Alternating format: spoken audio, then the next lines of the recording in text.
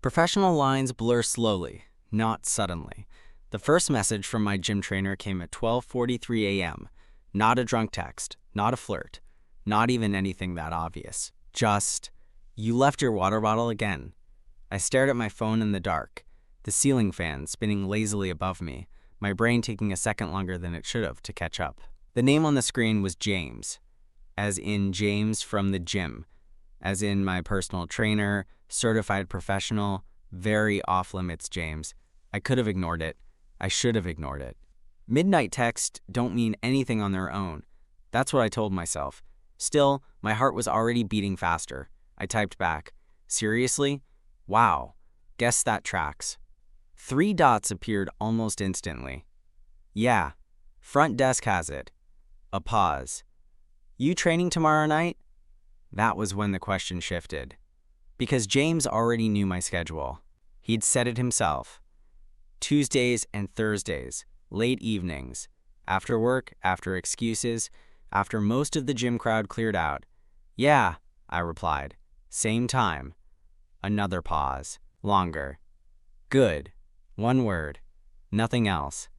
I locked my phone and rolled onto my side, telling myself not to read into it. I'd gotten good at that over the years, convincing myself that small moments were meaningless, that attraction was one-sided, that some men were just friendly. My name's Joan, by the way, 31. Office job. Recently single in that quiet, hollow way that doesn't explode but just slowly drains you. I joined the gym after my breakup because I needed something solid. Routine, structure, control. Muscles were just a bonus.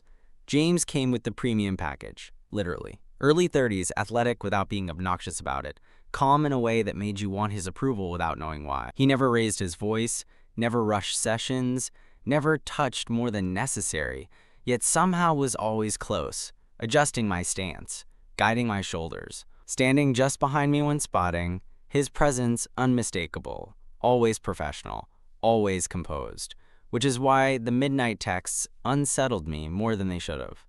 The next night at the gym, nothing felt different, and that somehow made it worse. James greeted me the same way he always did. Easy smile, clipboard in hand. That familiar look of focus when he sized up my posture like my body was a puzzle he enjoyed solving. "How you feeling today?" he asked. "Alive," I said. "Barely," he smirked. "We'll fix that." The session went hard. Legs, core, things that made my body shake in ways I couldn't hide. James hovered close, correcting my form, counting reps in that low, steady voice. At one point, his hand brushed my lower back, brief, purposeful, professional. Still, my skin burned where he'd touched. When I finished my last set, breathing heavy, James nodded. "Good work." Then, more casually, like it had just crossed his mind, "You sleeping better?" I blinked. Yeah, why?" he shrugged. "You look less tense." That was it. He stepped back, wrote something on his clipboard. End of topic. But my chest stayed tight all the way to the locker room. That night, I told myself it was nothing. Trainers notice bodies. Trainers ask questions. Midnight texts don't automatically mean anything. At 1:16 a.m., my phone buzzed again. "James, random question. Do you ever feel like you're a completely different person at night?" I stared at the screen, pulse loud in my ears. This wasn't about water bottles anymore. And whatever line existed between trainer and something else, it hadn't disappeared. It had just started to fade. I didn't answer right away. That wasn't me playing games. I genuinely didn't know how. The question sat there, glowing on my screen, feeling heavier than it had any right to. It wasn't flirty, it wasn't inappropriate, but it was intimate in that quiet, late-night way that slips past your defenses. "Do you ever feel like you're a completely different person at night?" I typed something, deleted it, typed again. Finally, I wrote, "Yeah, I think most people are. Safe, neutral, non-committal." The 3 dots appeared, disappeared, appeared again. "Good," James replied. "Thought it was just me." That did it, because suddenly, I wasn't alone in the thought anymore. Suddenly, it wasn't just me projecting, imagining, overanalyzing. He'd stepped into the same space, quietly, deliberately, and now we were both standing there pretending it was casual. I locked my phone and stared at the ceiling, my brain replaying every interaction we'd ever had, every lingering look, every moment that felt slightly warmer than professional, but never enough to call out. I fell asleep eventually, but James was there in my dreams, not doing anything dramatic, just standing too close, saying my name. The next few sessions were different, not outwardly, not in a way anyone else would notice. But I did. James still kept things professional, still focused on my form, still used the same calm tone. But the silences stretched longer, his eyes lingered more often. And once, just once, when I caught him looking at me, he didn't look away. "Everything okay?" I asked. He nodded. "Yeah, just thinking." About what, I wanted to ask. About when. Instead, I wiped sweat off my forehead and moved to the next set. The texting continued, always after midnight. Never explicit. Never risky enough to screenshot and send to a friend like, "Am I crazy?" or just questions, observations, thoughts that felt too personal for someone who only existed in my life between dumbbells and mirrors. James, you ever feel like you're playing a version of yourself during the day? Me, all the time. James. Same.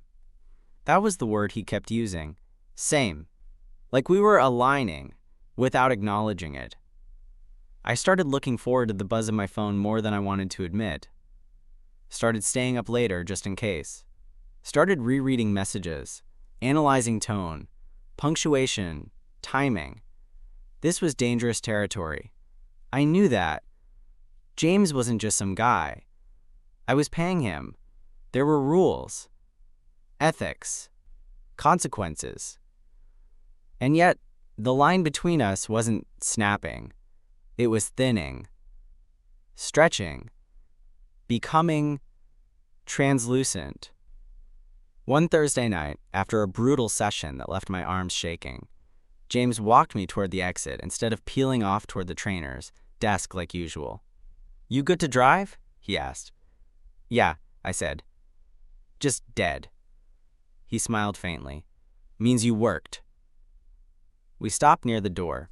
The gym was nearly empty now, fluorescent lights buzzing softly overhead. For a second, neither of us moved. Then James said carefully, "I should probably say this." My stomach tightened. "Say what?" "That if this," he gestured vaguely between us, like he didn't want to name it, "starts to feel confusing, you should tell me." I swallowed. "You think it already is?" His jaw flexed. "I think it could be." That was the closest either of us had come to acknowledging it out loud. I nodded, not trusting my voice. "Okay. Okay," he echoed. We parted after that. No hug, no touch. Just distance that felt heavier than closeness. At 12:58 a.m., my phone buzzed. "James, I meant what I said earlier. About nights." I stared at the message, my thumb hovering over the screen. For the first time since this started, I didn't want to play it safe. I typed back, "What's different about you at night?" The reply came almost immediately. I stopped pretending I don't want things. I sat there in the dark, heart pounding, knowing one thing for sure. Whatever this was, it wasn't accidental anymore, and neither of us was stepping back. I didn't reply right away, not because I didn't want to, but because the honesty in James's message knocked the air out of me. I stopped pretending I don't want things. There it was. No flirting, no emojis, no plausible deniability. Just truth, dropped into my lap at 1 a.m. by the man who corrected my deadlifts and timed my rest periods. I set my phone down, picked it back up, typed, "What kind of things?" I knew what I was doing, I knew I was pushing, but part of me was tired of always being the careful one, the one who waited for other people to decide how far things could go. James replied slower this time, "Connection." Then, after a pause, "Control." That second word sat heavier. I exhaled slowly. My mind immediately went to the gym, to the way he guided my movements, the way he watched, corrected, approved, the way I liked it more than I should have. "You have a job built around control," I typed. "Doesn't seem that deep." 3 dots. Gone. Then back again. "That's not what I mean." My heart thudded. "Then what do you mean?" A minute passed. 2. I wondered if I'd crossed something he couldn't uncross. Then my phone buzzed. I spend all day being responsible, watching what I say, what I do, who I'm supposed to be. At night, I think about what happens if I stop. I swallowed hard. This wasn't flirting. This was a confession. I rolled onto my side, the room dark and quiet, my own thoughts suddenly loud. I thought about how different I felt at night, too. How the edges softened, how the part of me that wanted things I wasn't supposed to want came closer to the surface. "What happens if you stop?" I asked. The reply came almost instantly. "I look at you differently." My chest tightened. "You already do." I typed before I could stop myself. That one took longer. When it came, it was just, yeah, no denial, no apology. The next day at the gym, everything felt electric. James didn't mention the messages. Neither did I, but the awareness between us had sharpened. Every glance felt intentional. Every correction lingered half a second longer than necessary. During a shoulder press, my arm started shaking badly. "Hold," James said, stepping closer behind me. "I'm losing it," I muttered. "I've got you," he replied, hands hovering just beneath my elbows. Not touching, but close enough that I felt the heat from his skin. I pushed through the last rep, then dropped the weights with a groan. James nodded. "Good. Real good." Our eyes met in the mirror. Something passed between us. Something unspoken and dangerous. Later, as I wiped down the bench, James spoke quietly. "You free after next Thursday's session?" My pulse spiked. "Why?" He hesitated. Just a flicker. "I want to talk. Somewhere that's not here." That was new. Direct. Risky. "About training?" I asked. He looked at me steadily. "About us pretending this is only about training." I nodded slowly. "Okay." That night, the texts came earlier. "James, I should probably slow this down." I stared at the message, heart sinking. Then another followed. "But I don't want to." I smiled despite myself. "Neither do I," replied. 3 dots appeared. "Stayed. You trust me?" The question felt loaded. Dangerous. I thought about the gym, the schedule, the control he talked about, the way he'd never once crossed a line without checking my reaction first. "Yeah," I typed. "I do." His reply came a few seconds later. "Good, because once we stop pretending, things won't feel simple anymore." I lay back against my pillow, heart racing, knowing exactly what he meant. This wasn't just attraction. It was a shift, and there was no going back. The week leading up to Thursday moved differently. Not slower, if anything, faster, but heavier. Like every hour was carrying extra meaning I hadn't agreed to but couldn't shake. James and I still texted, but less. Shorter, more deliberate. Almost like we were both afraid that if we said too much, the moment would break before it even arrived. At the gym, though, everything intensified. He watched me more closely, not in a hungry way, focused, controlled, but aware. When he corrected my form, he asked before touching now, every time. "Can I?" he'd say quietly. And every time, I nodded.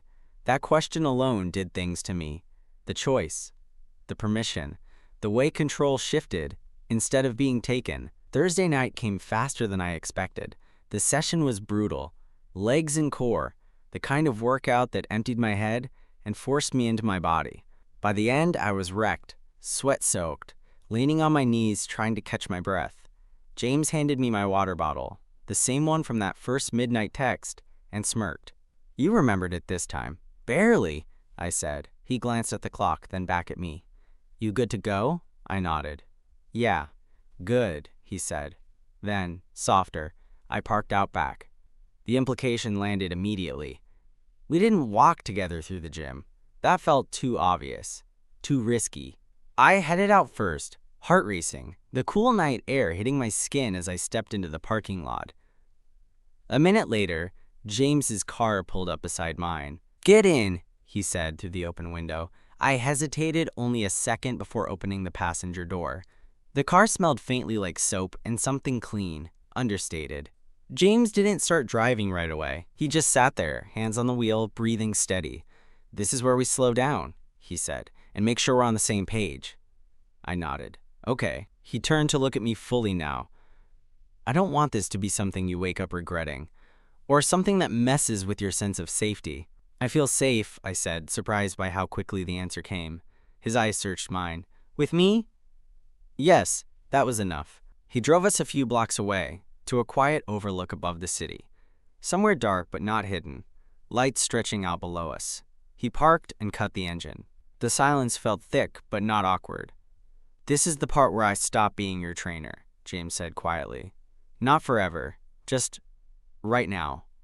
I swallowed. "And what are you instead?" He smiled faintly. "James." Something about hearing his name like that, without context, without a role, made my chest ache.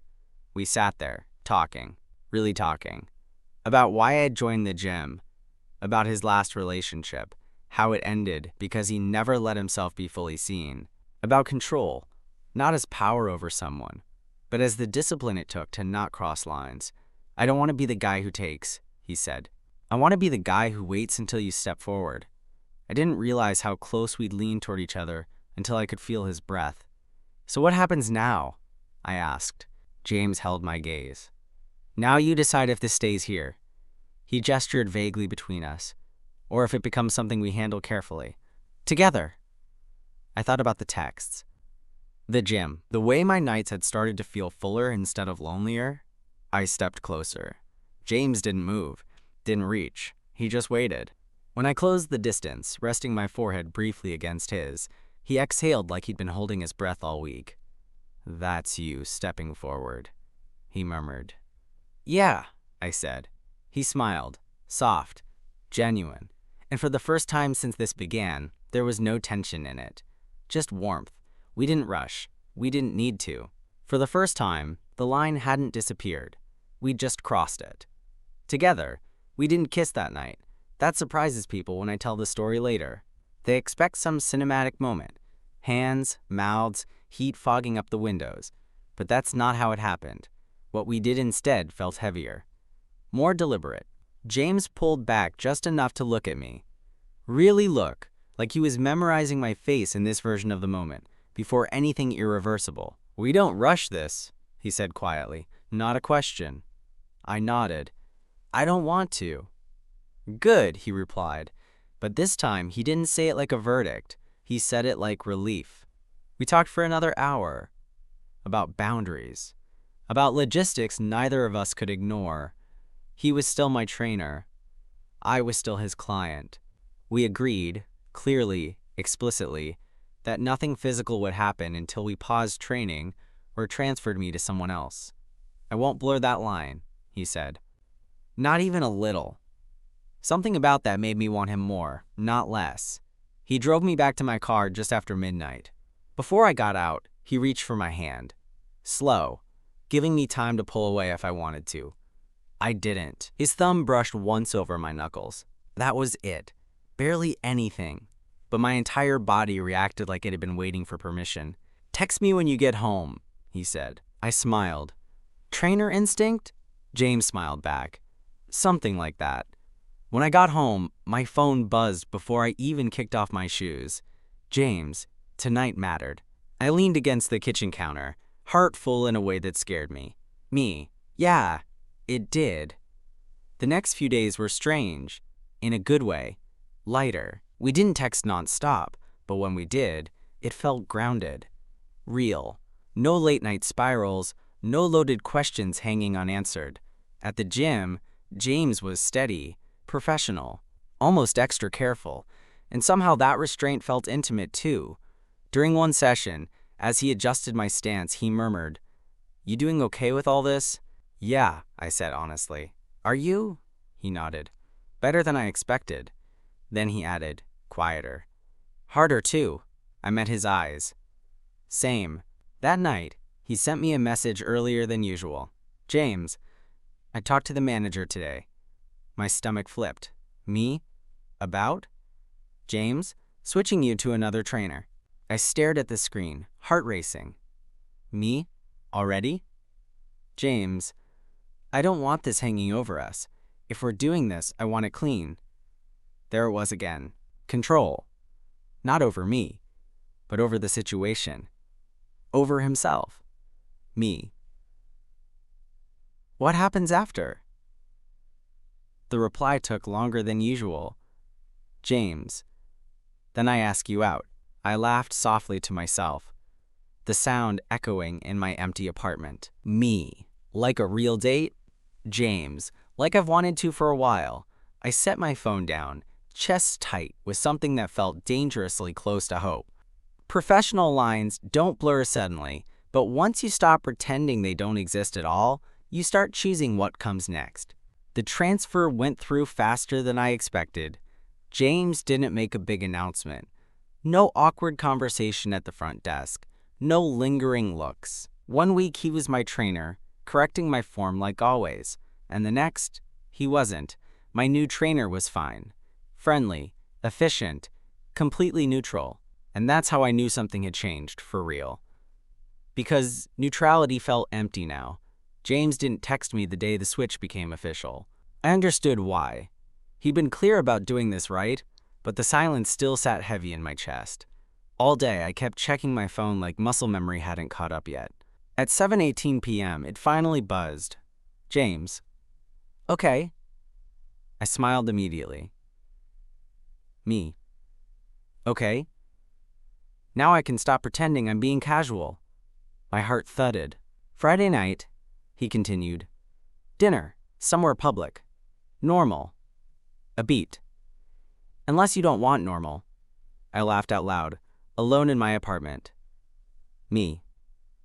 Normal sounds good. Good, he replied. Pick you up at 7? There was something almost surreal about it. The simplicity. After weeks of tension and restraint, we were doing something painfully ordinary. And somehow, that felt more intimate than anything else. Friday came with nerves I hadn't felt in years, the kind that made me second-guess my shirt, my cologne, the way I smiled in the mirror. When James rang the doorbell, I actually took a deep breath before opening it. He looked different, not physically. Still the same calm confidence, the same steady eyes, but softer somehow. Like he wasn't holding himself in check anymore. Hey, he said. Hey, I echoed. For a moment, we just stood there, smiling like idiots. You look good, he said. So do you. This time, when he reached for my hand, there was no hesitation on either side. Dinner was easy. Too easy.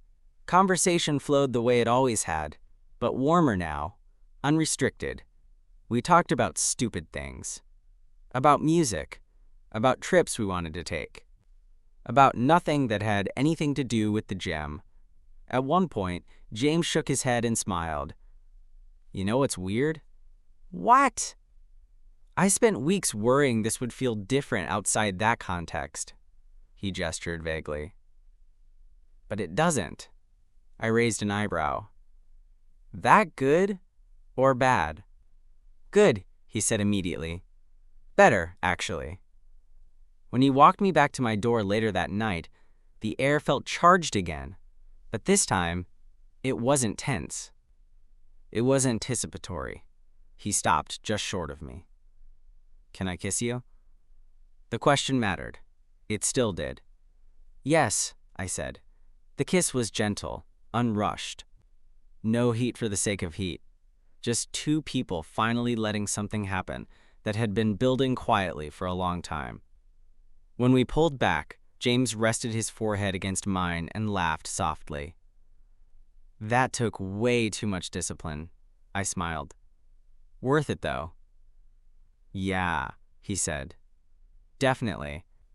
As he left, I realized something that surprised me. This wasn't the start of something messy, it was the start of something intentional. And for the first time in a long while, That felt even better than desire. What surprised me most wasn't how easy it was to start seeing James. It was how natural it felt to keep seeing him. There was no dramatic shift, no sudden intensity that burned too fast. We didn't fall into bed immediately or text each other every spare second. Instead, we settled into something steady. Coffee after workouts I now did alone, dinners that turned into long walks, quiet nights where we talked about things we'd never said out loud to anyone else. James was still James, calm, thoughtful, controlled. But now, I saw what lived underneath that control. He listened differently when it was just us. Not like a trainer monitoring progress, but like someone genuinely invested in the shape of my thoughts. He remembered things I didn't realize I'd shared. He asked questions that didn't have efficient answers. One night, weeks in, we were sitting on my couch, legs brushing. A movie paused halfway through because neither of us was watching anymore. "Can I tell you something?" he asked. I nodded. "Yeah." "I almost didn't text you that first night," he said. "About the water bottle." I smiled faintly. "But you did." "Yeah," he said. "Because I kept thinking, if I don't take at least one small risk, I'm going to stay exactly where I am forever." I thought about that later, after he'd gone home. About how many times I'd done the opposite. Stayed safe. Stayed quiet. Let moments pass because they were inconvenient or complicated. James didn't do grand gestures. He showed up, consistently. He respected space without creating distance. When things got heavy, because life still did that, he didn't try to fix me. He stayed. The gym eventually faded into the background of our story, which felt right. What remained was what had always been there underneath. Two men who had noticed each other long before they'd admitted it. One night, months later, we lay side by side in the dark, the city humming outside my window. James traced slow, absent-minded lines along my arm, thoughtful. "You know what I like most about us," he said. "What?" "That we didn't rush past the hard part," he replied. "We didn't pretend it was simple just to make it easier." I turned toward him. "You don't miss the control?" He smiled softly. "I still have it." Then he met my eyes. "I just choose where to use it now." That was James. Intentional to the core. Professional lines blur slowly. Not suddenly. But when they disappear entirely, what's left isn't chaos. Sometimes, it's something you stay for. The thing about stories like this is that people expect a big ending. A declaration. A move. A moment where everything locks into place and never shifts again. But that's not how it felt. What we built didn't announce itself. It settled. Months passed. Seasons changed. James moved apartments. I helped him pack boxes and learned which books he couldn't part with. I kept going to the gym, sometimes at the same late hour we used to share, sometimes earlier, life adjusting around itself instead of breaking. Every once in a while, I'd catch him watching me the same way he had back then. Not assessing, not measuring, just seeing. One night, long after the gym had faded into a background detail of our lives, we were lying in bed, half asleep, the room lit only by the glow of the city outside the window. James checked his phone and smiled. "What?" I asked. He tilted the screen toward me. A notification reminder. "Client, Joan. First session," I laughed. "You still have that?" "Yeah," he said quietly. Didn't have the heart to delete it. I turned onto my side, studying his face in the dim light. "You ever regret it?" James didn't answer right away. He never rushed answers that mattered. "No," he said finally. "But I'm glad we did it the way we did." "Slow?" I asked. "Intentional." He corrected. That word again. Later, when sleep had almost taken me, he spoke once more, voice low and thoughtful. "You know what I realized?" "What?" that the night texts weren't the beginning. He shifted closer. They were just the first time we were honest about something that had already been there. I thought about that after, about how many connections don't fail because they're wrong, but because no one is brave enough to name them. James named ours carefully, respectfully, with restraint. And when the line was finally gone, we didn't fall. We stepped forward. Professional lines blur slowly, not suddenly. And sometimes, after midnight, what you find isn't temptation or risk, it's clarity, and someone who stays.